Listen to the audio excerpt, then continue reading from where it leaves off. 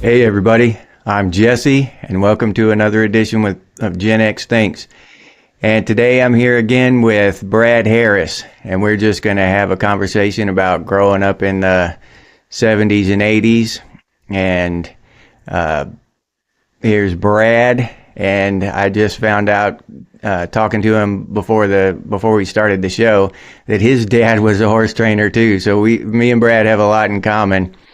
And give Brad a big welcome. Hey, Brad.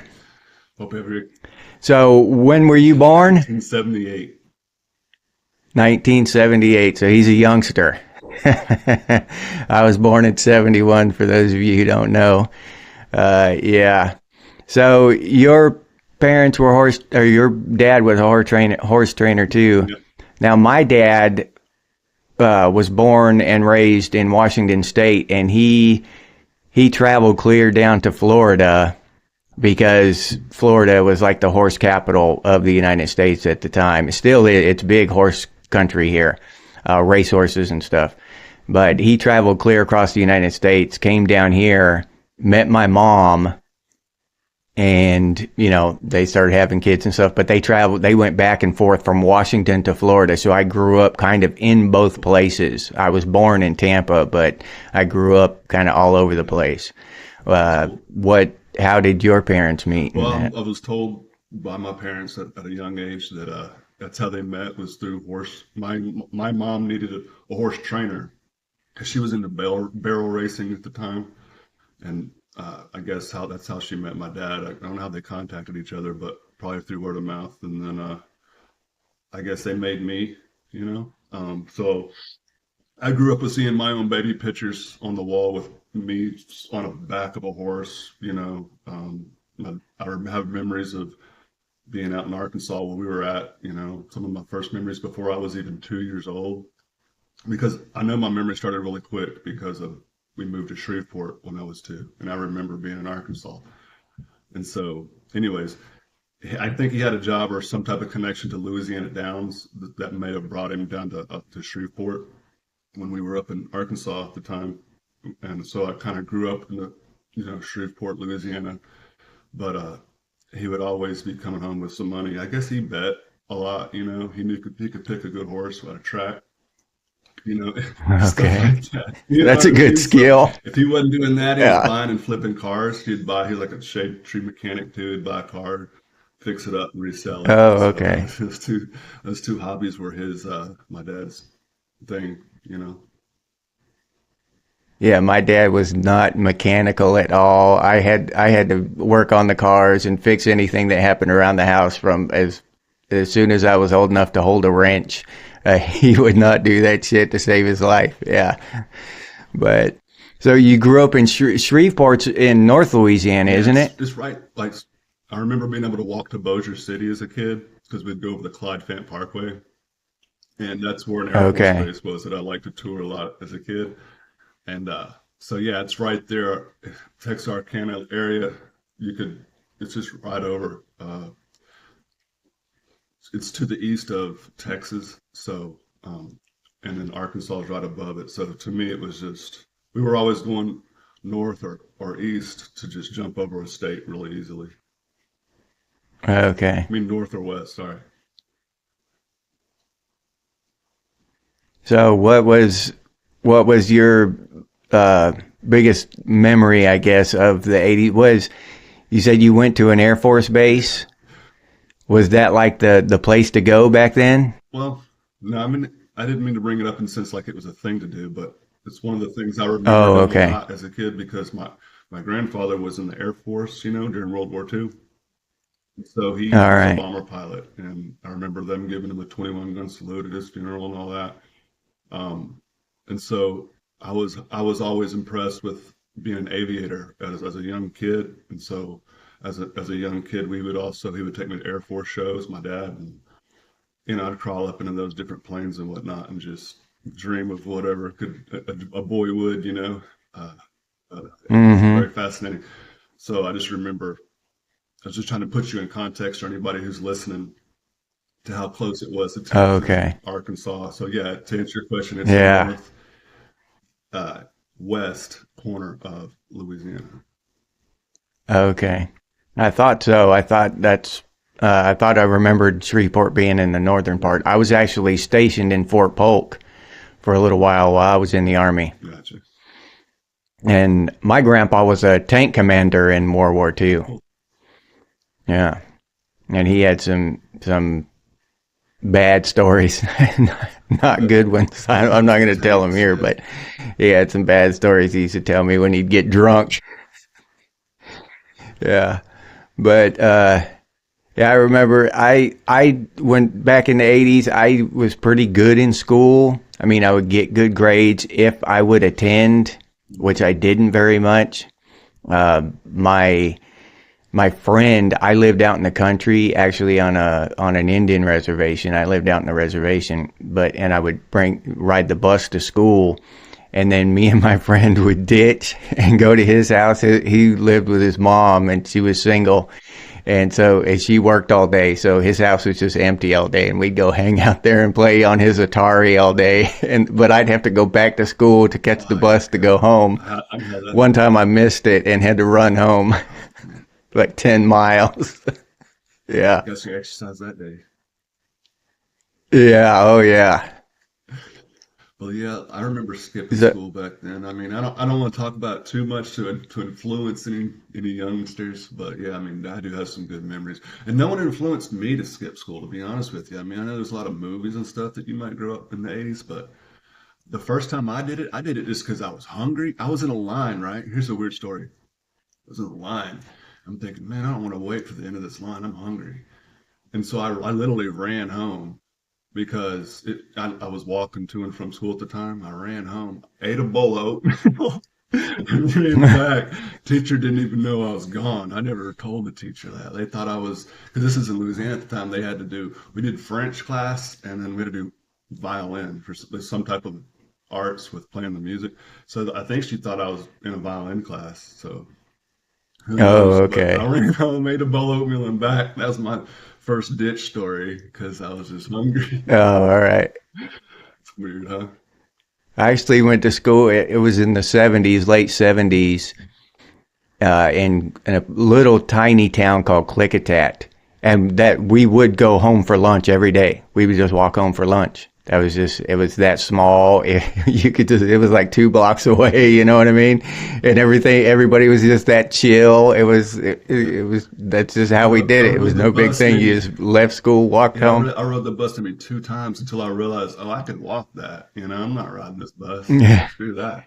You know. Yeah. So, anyways, I wasn't riding bus for too long, and skipping school kind of came natural to me, I guess. Let's see, what else can we talk about? Let's see, I was kind of growing up in the 80s, so yeah, I'm a little bit of a youngster compared to you. So let's see, what kind of a thing would you like to talk about when it comes to, I guess, mostly 80s childhood growing up? I would, Yeah, so you probably went to malls and stuff and started playing arcade games when you were younger than I was. maybe, yeah, probably.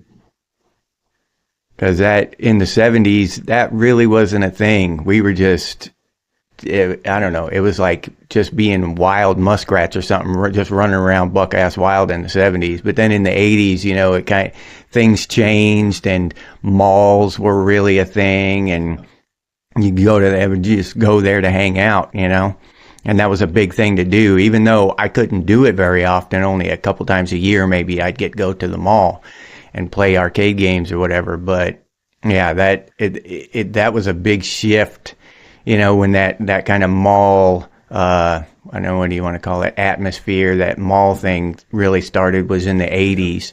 But I was a teenager by then. You see, my first exposure So to, just wondered how it was. Did you go to the mall and like look up and playing video games like this? When you were I like was 8 years old. that height, because I'm kind of a tall kid, but that height, I never really was I didn't experience it at the mall. I'll tell you, those Atari games, or what I would just consider something that would be at an old school place just dedicated to games. I was at a daycare. My mom Mm-hmm. dropped me off at a daycare center called American Child Daycare, and like it was ran by a doctor and all that. And they're pretty well to do. And their whole back area, they would just buy video games and stuff and let us play. They would just switch them out also. So I mean, I would get Oh, Donkey really? Kong, Bump and Jump, Pac-Man, Miss Pac-Man, everything that you would see in a normal like a galleria of for at a mall or whatever, just for that, Yeah. was at this child care center that I went to. Excuse me. So, I mean, I don't remember looking up at it too much, but I remember being bothered Mm-hmm. by kids that were, that's small. I Oh, remember one of the okay. first incidents where I struck somebody and I regret it, but I mean, this kid was being a very gruesome dude, and I'm trying to make, high score this game.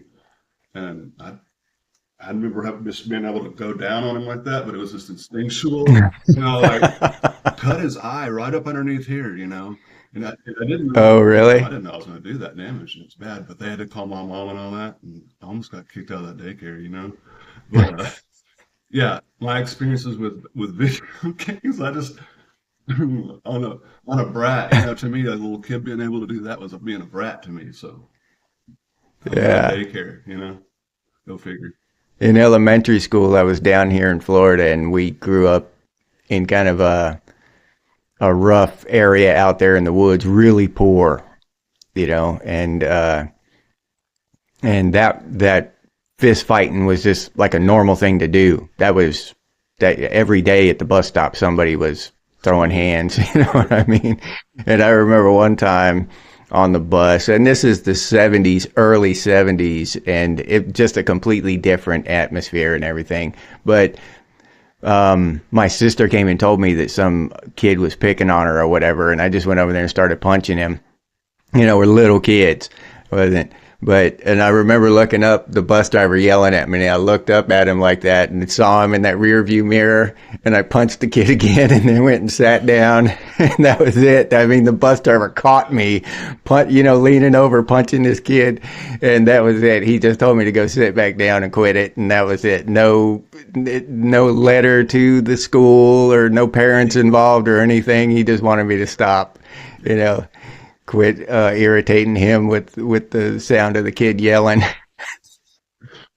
It just amazes me how the what is it, the psyche of society can change so much. Now you don't even see kids fighting anymore. I don't even see kids on the walking down the street anymore. They're never I outside. mean, if they fight, they probably do in school, in the hallways. I don't know. I mean, Yeah, we may find out maybe. about it if they posted it on somewhere, but you know, That's another thing I was thinking about is I don't know, it's been many years since I've seen a kid walking down the road or anywhere around in the neighborhood or wherever wearing a cast yeah, or one of those, leg casts with the little knob yeah, on the bottom of their jumping foot across walking the like side. that. You used to see those all the Yeah, time from, jumping bikes or doing crazy shit because we it's the did so thing. much crazy I shit. think I did inherit maybe a behavior from the '70s because I was in the '80s, right? We rode bikes everywhere, so Yeah. I Oh, can tell you. yeah. I'll tell you about the story of my first bike. Let's put that. That's a good little story, right? Okay, my dad was mostly a mechanical kind of person. I got my first bike. He gets me. He goes to Montgomery Ward. I don't know if you've heard of that. He gives me this. This I Yeah. call it now the purple bike or whatever. It was a normal 22-inch bike, right? Like an adult would ride. Yeah. I'm a kid, right? And I hated it because I couldn't really quite get my leg on top of it. I had to stand on a little bit of hill Oh, to kind of okay. get going and start off. But then my neighbor, like it was back then, like your neighbor sees you get something, they're going to try to get something better. My friend Michael down the road, he gets a BMX bike, and BMX had just come out at the time, right? And he has pads and stuff all over it. It's shorter, it's got some mag tires and stuff. And I was the envy of the whole street that I knew of, and everybody's like, oh man. Yeah. Started paying attention to what kind of bike brands we got. But my dad had just got this piece of crap. I don't even know what it was from Montgomery Ward, and it was heavy, steel frame, nothing special about it. And no one wanted to ride it because you could just tell it was a lug of a bike, right? But, but that was my first bike, so I had to just keep with it until I had to save up for my next bike that was cool after that. Like, I knew my bike wasn't cool, inherently I do. But my Yeah. second bike was, I made sure. So, Yeah, I started learning how to put bikes together too by this guy who's in our neighborhood. We call him Mr. Miller. If ever something happened as kids, as a group of kids, we could just drop our bike over at his house while he fixed it or showed us how to fix it. And he had so many extra bikes around. He's like, if you want, keep on playing. Go pick you out a bike and ride it around. So some people would they'd borrow a bike for a week while he was fixing something. But he was old at the time, so took it for him fixing a bike was a pretty big deal. Give him something. Yeah. But My first bike was just a Frankenstein that I cobbled together from because I never like got a new bike or anything, but I had to cobble one together from parts, that I'd find around or that a friend would give me or something like that. Never had any brakes on that hit your thing. foot, huh? Yeah, I got into Tied the some endo too hard if you did on pretty the front pretty good tire. wrecks on it. Yeah, I stuffed my foot Yeah, in the tied front the endo forks too to hard. stop it. Yeah, flip over. I had the whole thing come down on my head one time. The back end of the bike flipped and came over and landed on my Yeah, head. I went to school the next day with a big purple goose egg on my I forehead. bet. Yeah, those were awesome days. Let me think. What else can we talk about? Let's see. Well, why, that one thing I think about is why we were so why did we do so much dangerous stuff? It Hmm. was like we would cobble together a ramp, and then we'd make it as steep as possible and try to get going as fast as possible. And a lot of times the foundation of the ramp, Yeah, the three or four cinder blocks it you got was stacked smooth. up, that Yeah, thing would fall over and you'd hit it and just wreck and just eat gravel I, or pavement. it was just But we do all this stuff just for that, like, 1.5 seconds of yeah, airtime. it was just the And it was, thrill of it. and it was worth it at the time. It seemed like it was totally worth it. Just that one, it was like complete and total freedom, like you were in the air. And if you didn't land just perfect, like if you got nervous or whatever and spun your uh, forks a little too much, you'd eat shit when you hit the ground. Even if you did get some good air, That it was part wasn't of it. it Seeing your wasn't friends always. eat it was part of the fun. It was almost like a rite of Oh passage in a yeah, sense if you think about it. I think that's what it is. It's an internal craving, even though it's like boys, you just seek adventure and daredevil stuff, and then either you try it and don't make it, or you try it and make it. Now your friend's gonna feel compelled to try to make it too. So it just becomes that inherent rite of passage, so to speak. I think that's what it is. Getting yeah. kind of figure out who's the cool ones and who's not, or who's got athletic skills and all this and that. It's always something people go through. But that's the way I look And at it. a lot of times it wasn't even like you say athletic skills. That was part of it, but the biggest thing was just the courage to Yeah, do it. You didn't have to have a lot of just the skill. guts to try. If you like, we jumped off train bridges and stuff into the Did water. some stupid stuff. And it doesn't take a lot of skill just to step off a train bridge, Yeah, but the first guy to do it was a badass. You know what I mean? yeah. So there was Somebody that can do something a nobody big else can element. try. We put a high. I was gonna Hmm? say, or if you learned about something that when you find out that someone did that and you're looking at it, you're like, oh no, I ain't trying that. There's no Yeah. way. Or it could be just like urban legend if you hear something grand. We always heard about this as a kid. I used to watch movies and then I would see that was my influencers was the people on movies, I guess you could say. Anything we saw on Hmm. TV, like Karate Kid. I got into martial arts because of Karate Kid. But my dad had me into boxing. Yeah. My dad actually refereed my first fight because he was old school.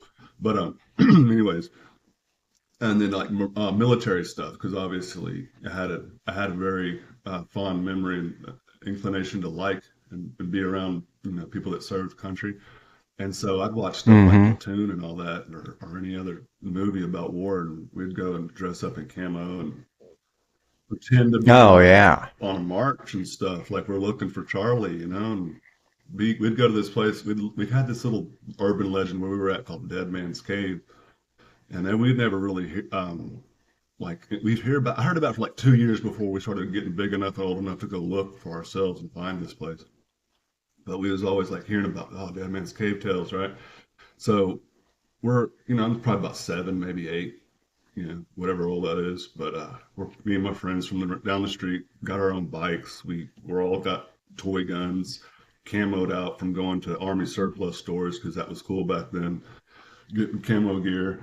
And we had walkie talkies we had packed for the day. We knew we'd always be gone. My mom would just say, "Don't come back wet." That's like the only stipulation, but I'd often do, come back wet. Because we'd go down to these bayous in Louisiana. It was made for water canals and stuff. Some of them were cemented, and anything tubular fascinated me. I'm up and down these things, playing in them like they're my stomping ground, so to speak. So, anyways, we Yeah. have to find Dead Man's Cave because it's attached to apparently this place where we got to go. It's all attached to this big sewer system that goes throughout Shreveport.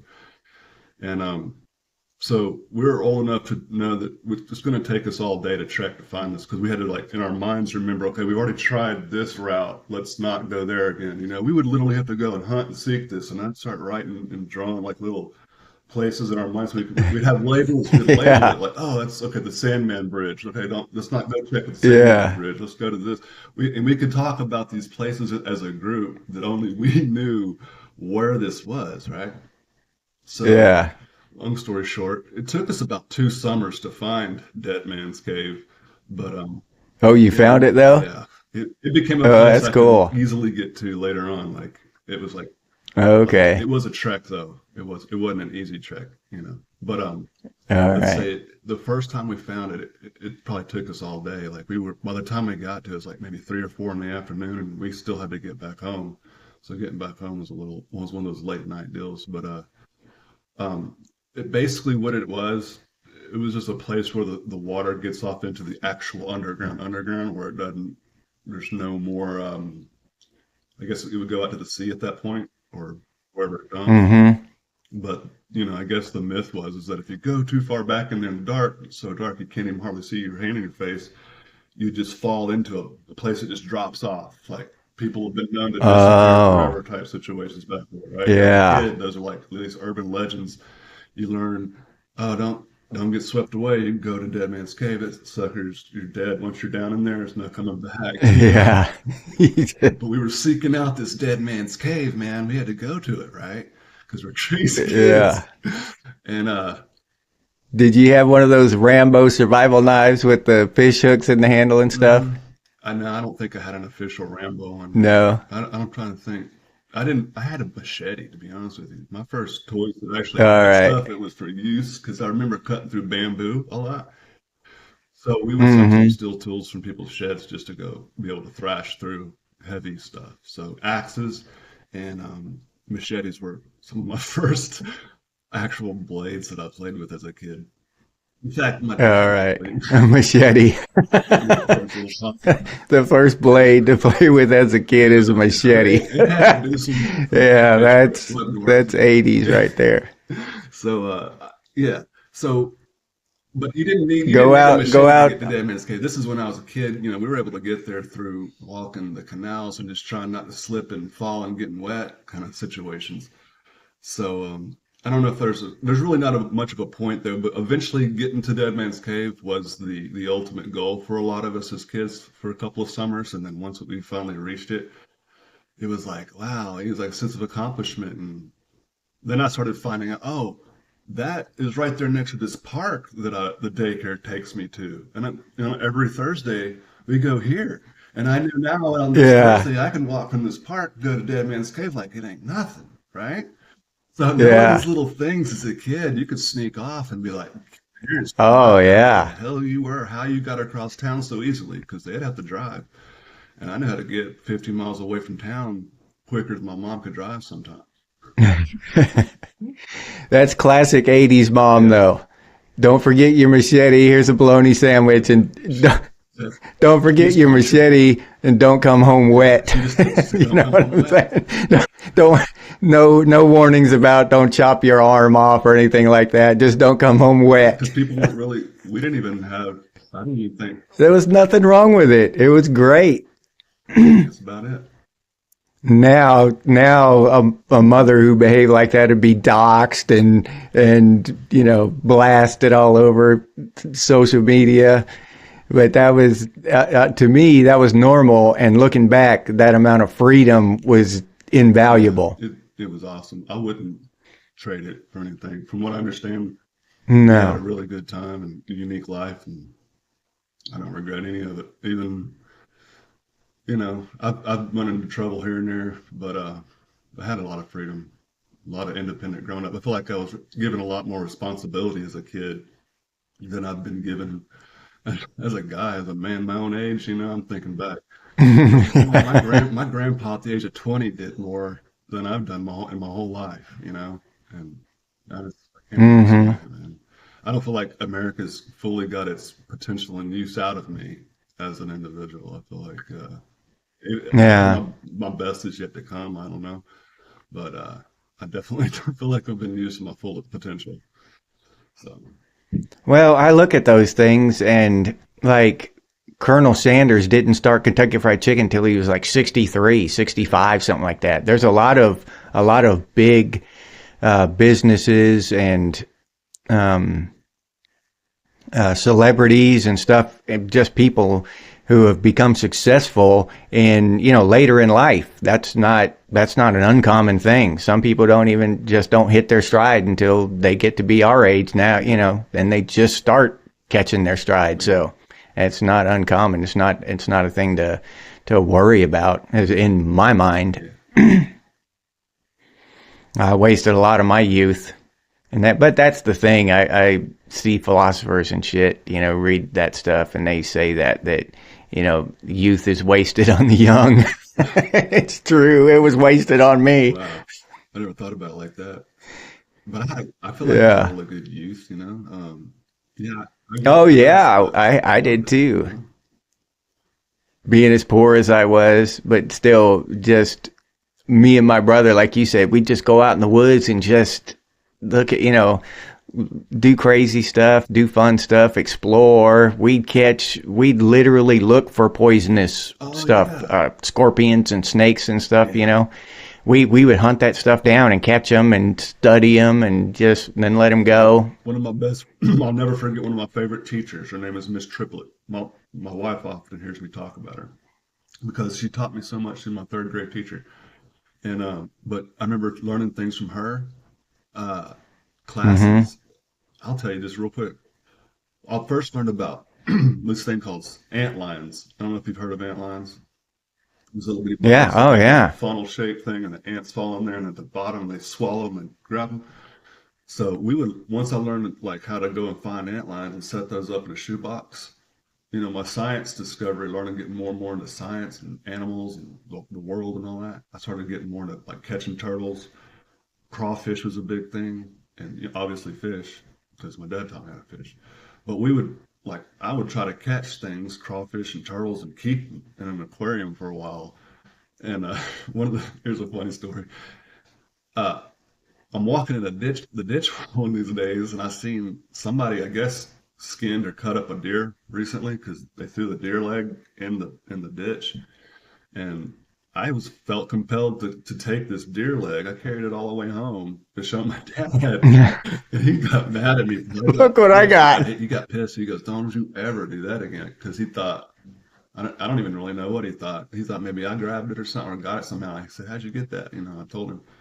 It's like, and I just saw tadpoles and stuff. Like, I was just curious as a kid, but he explained to me not to ever do that again. I got rid of it.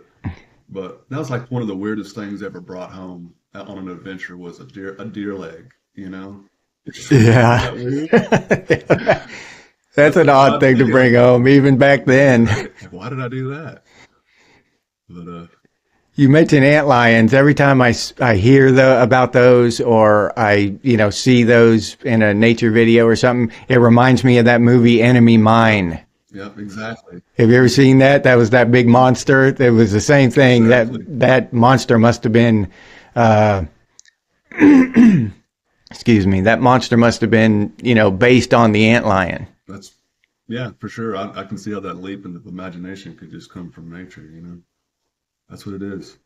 Then did you have those? We called them bull ants. I don't know what you call them. The furry, like red and black striped I think ants. can you stick They're like can you indestructible. stick a little weed down in a hole and pull it up? Is that one of those ways to catch them? No, I've never seen them. They're just always crawling across the ground when I see them. We have them here in Florida, but you can stomp on them. They're almost indestructible. You can't. I mean, you can if you get them on concrete with a hammer or something, but these things won't die, and they're the most painful bite I've ever experienced. I mean, these things hurt when they bite you. You know, I haven't been bitten by one as an adult, but as a kid, I got bitten a few times messing with I them. never got. I don't think they were where I was at. They're like little tanks. We call them bull ants, but they're yellow and black striped and they're furry.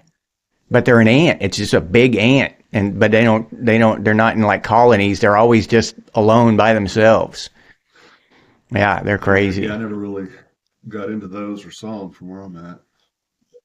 Oh, okay. There's always some type of bug. I'm trying to think. But yeah, as a kid growing up, man, keeping stuff like, I don't know, I think we did butterfly experiments, growing chrysalises and let them go for, I don't even know if kids do experiments and conduct, little scientific things on their own anymore. But yeah, I mean, traveling around, keep taking care of the maps, topography, where we were going. I was kind of a nerdy person, I guess you could think, in a way. I don't know. Just I kept track of things. Even when it came to video games, I still remember cheat codes to this day, like how to get to the Mike Tyson's Punch Out, or how to get to Mother Brain on and all this and that. And it's just in my brain because I remembered it as a kid. Yeah. You remember? I don't know if that's probably not something maybe you're familiar with, but like if you grew up mostly in the '70s, but like what was your first code or something that you interacted with that saved your progress or had memory to it, that was like a video game or something? Probably, probably one of those. They were text based at first, and back then in the '70s, you'd have these computers in school that we could interact with. I never had one. I didn't get a computer until I was an adult and could buy one of my own, but they had them in school and they'd let us play with them once in a while. And they had these text-based games that you could play and they would save your progress. So like a learning tool, as a learning tool to save progress like that. Yeah. But I remember those cheat codes. And then there were even remember the one in Super Mario Brothers, where you had to do something in the game. I forget what it was. You get, the turtle on get the turtle up against the stairs and give you 199 lives or whatever. And my brother, he played that Mario Brothers game and he just kept doing it over and over again, but at a full sprint. Never taking his hand off the sprint button, and he could play from end all the way to rescue the princess at the end without ever taking his hand off without ever slowing down from a sprint. He could do the whole thing at a sprint. That was just insane to me. But it took so much dedication for him to be able to do that. Yeah. There was one game I got into a lot where once I learned how to beat it, it was one of those games where if I'm feeling frustrated, I'd just sit down and beat this game. Like, it was a way to, I guess, in a way, kind of take your frustration out. But it was just something I knew I could do. Once I beat Castlevania, I don't know if you heard of that one, but I could sit down on Castlevania and start off. And once I got good at it, I could go all the way, But it took me a long time to get that good, Yeah, my first memory of a game was Pong. First game. Yeah, one of my buddies had it on an old Atari or something in the '70s, and yeah, that was my first memory of a video game. Just seeing that on a TV, going back and forth, and you moving something on a TV, it was just so fascinating when and you never seen anything like that before. That shit was so fascinating. The only thing I can equate that to is today with that VR stuff. The first time you go into VR, I don't know if you've done that. Not yet. I don't even know if I want But to. yeah, it's just, it's fascinating. The first time you're in there, and you're just like, you don't have to look at a screen. You can just look around and shit, and you're in there, and it's really cool the first time you do it.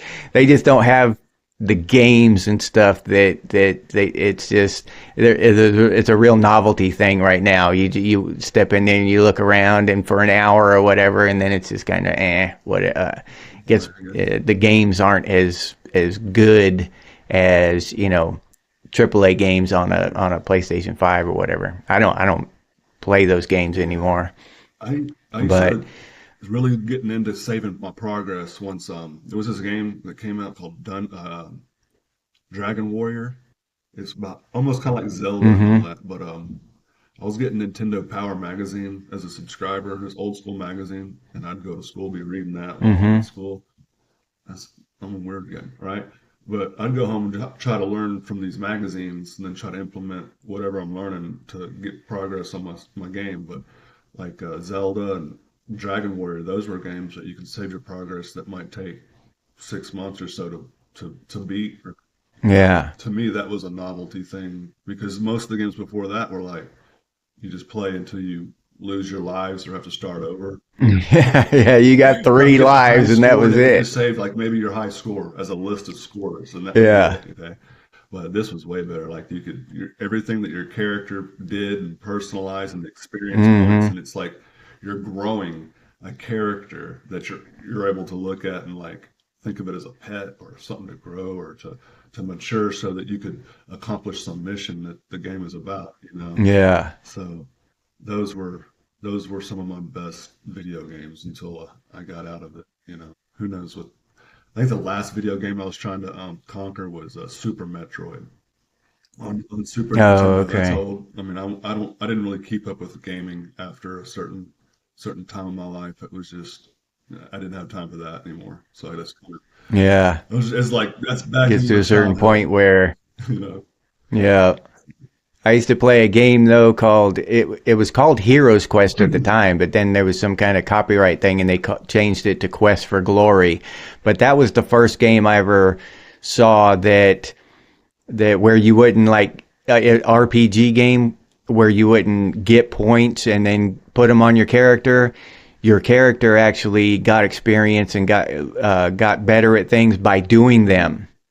So you would climb a tree, right? And you would fail and you'd fail 100 times and then eventually you'd climb it and your character would get better by actually doing things.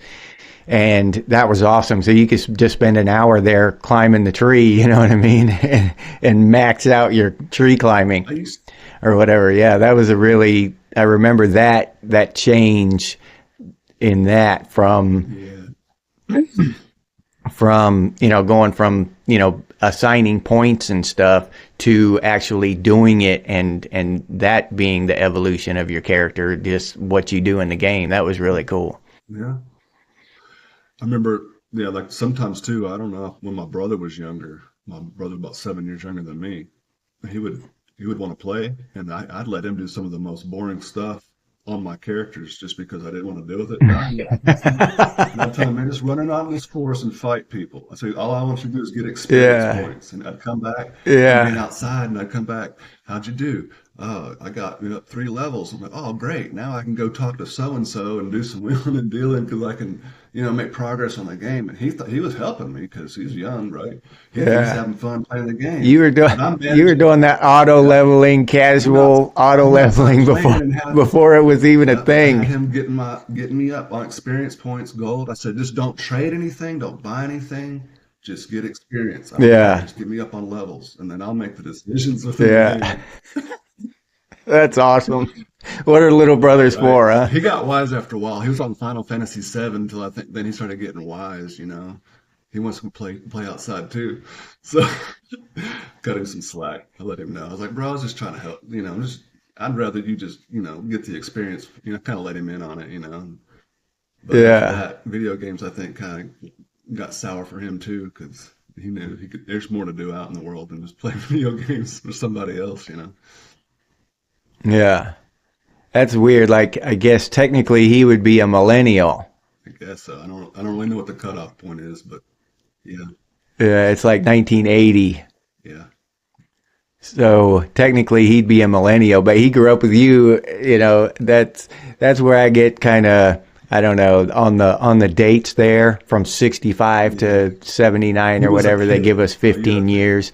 But our younger brothers and sisters that were born in the early 80s and then the people born in the early 60s, they're basically Gen Xers, you know what There's I a little mean? bit of overlap. They're not. I was mostly influenced by older people than me, so I've always felt more comfortable being with older people rather than younger people. I don't know why. But it's always Yeah. been my case. Yeah, I'm the same way. Yeah. But now I'm starting to get to where there's less and less people that I hang out or even talk to that are older than me, much less my peers. And uh, talking to younger people is getting harder and harder. So I know I need to start making friends that are younger than me just so that, I can stay hip with what's going on sometimes. Yeah. I'm not old Yeah, anymore. the people older than us they're getting few and far between nowadays. Yeah. But it's good to have the perspective that we got because that's one thing if I could tell younger people when I think about what it is I needed at the time. When I needed people just need to be able to see past whatever they're currently in, whatever tragedy they're in, whatever despair they may be in. Giving people hope and the vision to see past whatever they're dealing with is the key. Yeah. You got to see yourself past it, see them past it, and help them understand there is a way out, a way past it, a future past it, whatever it is, the context. So that's always been the key for me. Don't know if you think the same way, but yeah, you got to give people hope no matter what, and help them see the positive end Oh of the yeah. tunnel. Where there's light. Yeah.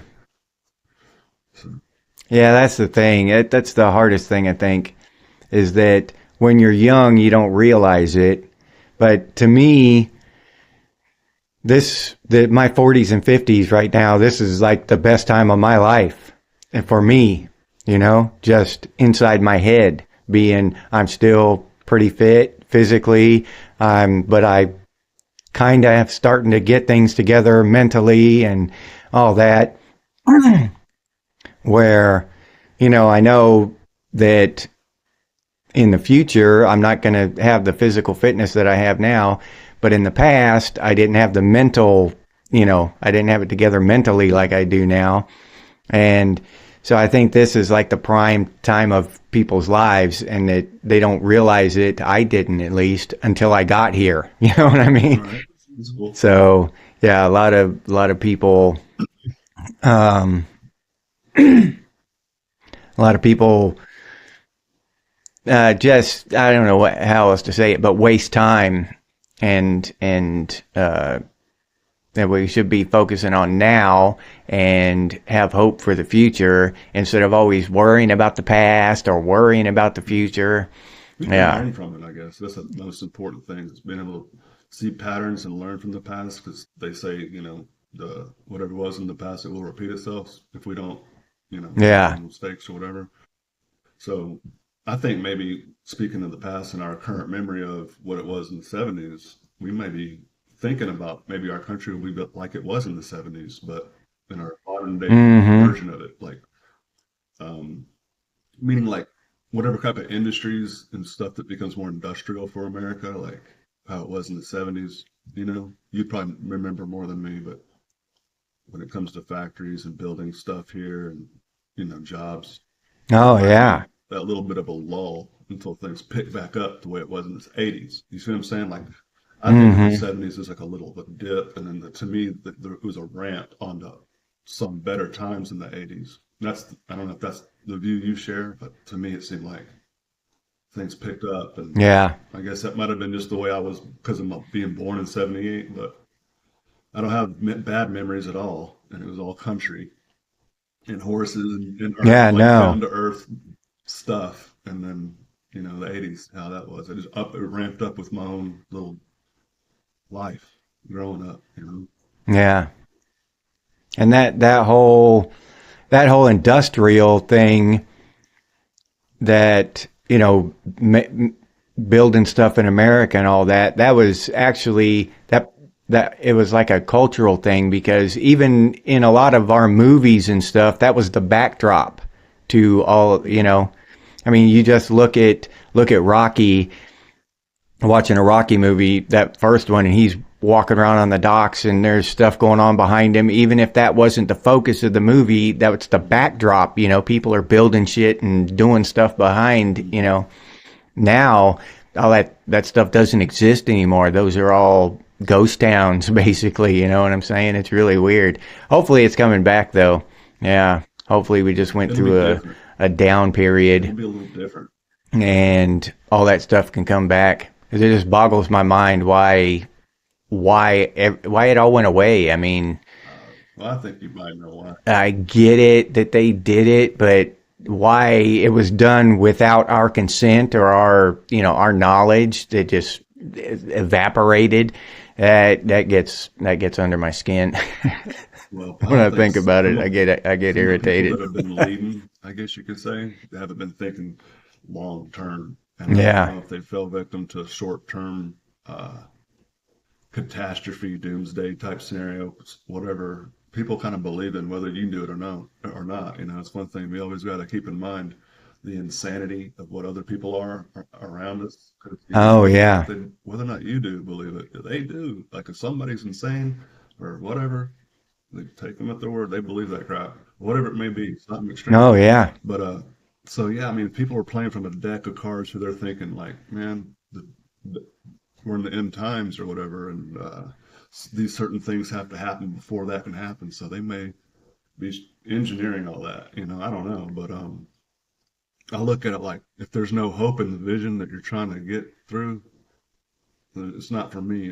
So looking past this doomsday scenario has been really hard for me, like because growing up, I always thought, man, like even watching Terminator movies and Aliens and all that, like I always thought it could be possible. I could be living in a day and age where like a bomb might go off and I may just see a mushroom cloud and a swoop of water and Yeah. I'm gone. Like I literally have thought about that several occasions.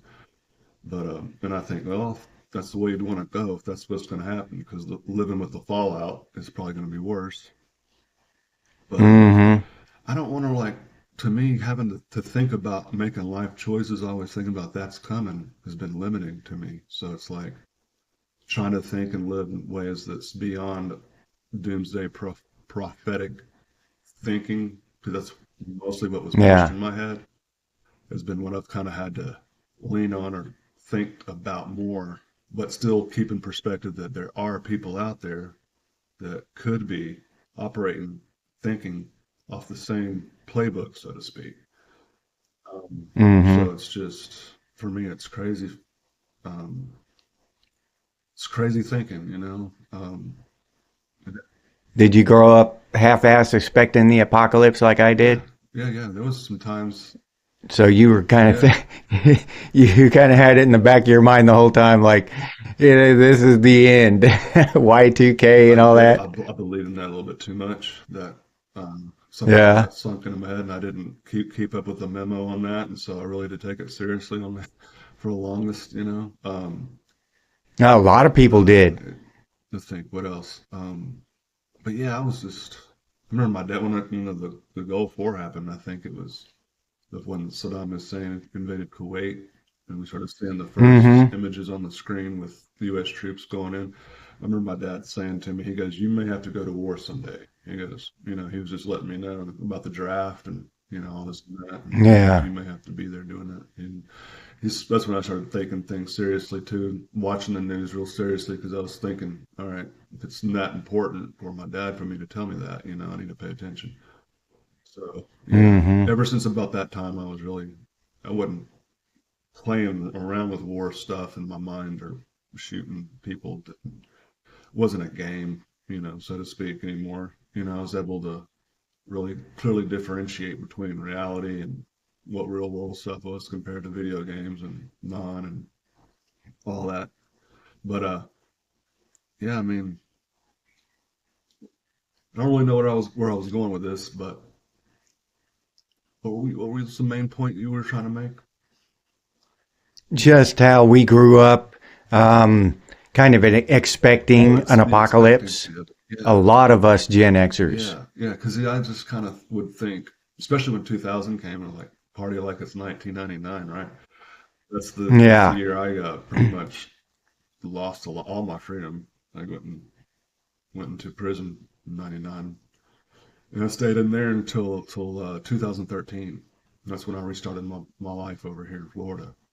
But Oh, okay. so I got a little bit of a gap, you could say, within my mental development. They say that you kind of whatever maturity you were at that time when you get locked up and spent some time, you kind of stay at that for a while. So I know I was Yeah. kind of locked in place for a bit. It didn't make much, it wasn't worth whatever, what I was doing wasn't worth that much time in my life. It wasn't at all. And I regret doing that. But I did my best trying to keep up with my education and staying hip with whatever you could on the news, like I knew where I was at during 9/11, how I found out about that. I was in lockup on that, Yeah. So, yeah. But I've always been on the cusp of thinking that we were on the cusp of some type of an annihilation, no matter where I've been. Yeah. Yeah. And the thing that I think about now is these, they're going to be like basically autonomous drones. I mean, they've got AI computers driving the cars, self-driving cars. It's just not even a step aside, a half-ass sideways shuffle to self-driving drones, self-operating drones. And if an AI can pilot a drone and just use Google Maps, and fly around a drone, all it has to do is pick out targets. And then there's none of that human compassion or anything that might stop it from taking out those targets. You know what I mean? So the government having this kind of technology and this kind of ability, or police force, any kind of institutional establishment having this kind of power, this autonomous robot power to subjugate any portion of the population without any of the people, saying, "Hey, this is wrong." Like the pilot in Running Man. Oh, he was the pilot. Arnold Schwarzenegger was the pilot, and he's the one that dissented. That's why he became one of the Running Man. But anyway, that's what I'm saying. That bothers me. That future bothers me, where this police force and this military is just basically robots. You know what I mean? Yeah. So that's what's on my mind now, and that's not a fun thing to think about. No, it didn't. It's, what's the thing? We got to kind of just control our minds what we can. And our mind can always fill in the blanks with the worst. If we don't know about something, Yeah, something that I've learned too is if you're really that curious about it, study it, get into it more and more and more until your mind may never be satisfied, but at least you're trying to fill in that blank with something less doom and gloom, and hopefully find out hmm, all the procedures and things people do, and right before who's responsible for unleashing this swarm, so to speak, of drones, and then are they hackable? Who could hack it from the satellite? yeah, The person who yeah. That's made it. another thing. Go ahead. Even if the controllers, the original controllers, are well-meaning, they can be hacked. Those machines can be hacked. I didn't even think about that, but Or you're right. reprogrammed behind someone's back, like say I sit here and worked on a program of something that's supposed to fly around and drop off packages in a circle and come back. No problem. It could be mail, it could be whatever.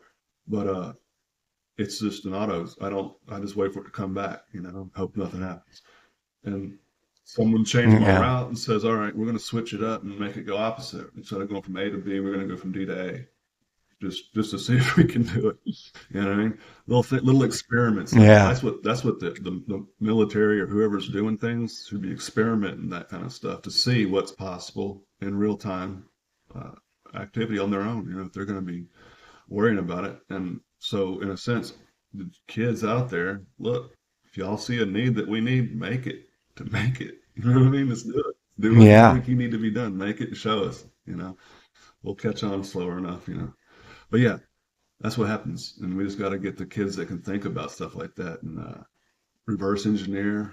Think through all the possibilities of what you could do. Think like the enemy if you're having to, because You never know. You might be having to play a role on that level to stop something from happening that's you can't or we think that we can't undo unless it's done through programming or who knows hacking.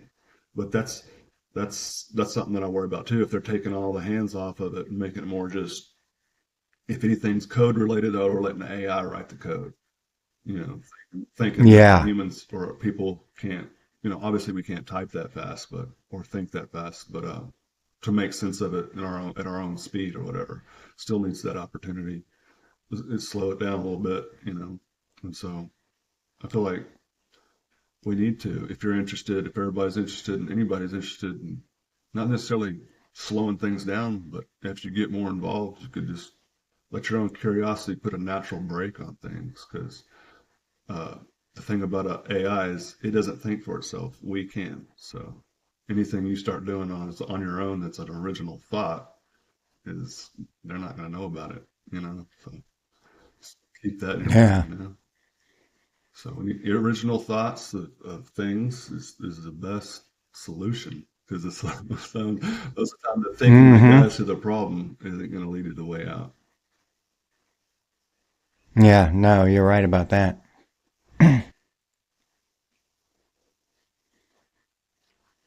And we can close this up here, but before we go, I you mentioned earlier that you were a full stack developer. Yeah. Well, maybe we can close this off with you telling us a little bit more about yourself, and make sure you leave your links or whatever, so people know where to get a hold of you if they if That's what they I'll do. if they desire to do I'll so. follow up during the comments after I guess you publish. I'll just leave some links in there Okay. like that. But yeah, it's like a generic term. Full stack developer means I can work on the front end or the back end of applications, you know, that we're all aware of, typical commercial and private. You know, open source or private code bases I've had experience with. That stuff really fascinated with me over the years that I spent away from society. So I read about it and I stayed in touch with as best I could education wise. And since since I've been out, you know, I've had to learn and re-educate myself on all these things that have changed. So, anyways, I'm brought up to speed on a lot of the development and the way things are developed on a professional level here in Florida. And I'm a real person, real life. I understand how things are, and so my development has been going on when it comes to software since 2019 as a student, and then you know I got hired on and was working professionally for about 3 years there up until the beginning of 20,000 or 2024. So now I'm like a freelancer, obviously looking for anyone who's wanting to get together and do projects, making things come to reality if you own a business or whatever, and then also just private or open source work. I just like to participate just because I'm kind of a nerd that way. So I just kind of participate and try to. I'm into open object-oriented programming, JavaScript, anything I do with mobile technology and making apps that can, you know, talk to each other like rideshare apps. Those are my some of my experiences. But yeah, um, not much of a salesman as you can see, but that's what I do. I don't really um, do it as often as some people do, but as a freelancer, I try my best to make what I'm making as it's like custom crafted stuff. So I got that old school sense of craftsmanship and pride. Although you can't see it the same way you do as a handyman at the end of the day, I know where it lives. I can show my customers where it's at and how to interact with it and demo it. Yeah. No, Things that's like they cool. can see. And so I like to teach people along the way. Anything if you don't know, we need a question asked, I can try my best to help you. So that's it. That's how I'm trying to make money these days. When I'm not working, I have skills like you in a sense, and I've learned how to weld and do a lot of different handyman stuff that I do in between to make money. But my love and my passion is mostly constructing and building with computers. I mean, as my body gets older and all that, and I get into older age, I wanted to move into something less physically intensive because starting to feel That'll that be wear and tear, important. you know. But that's all from a different story, I guess, different time. I'll let you wrap it up. Thanks, guys. All Thanks for listening right. to me. All right. Thank you, Brad. I sincerely appreciate your time. I love our conversations. Cool. I do too. Appreciate it. Have a good one. No Bye problem. now. All right, everybody. And we'll leave you there with that. I hope you enjoyed my talk with Brad. It was really enjoyable for me. And as always, stay frosty, Gen X, and I'll see you on the next one. Hell yeah.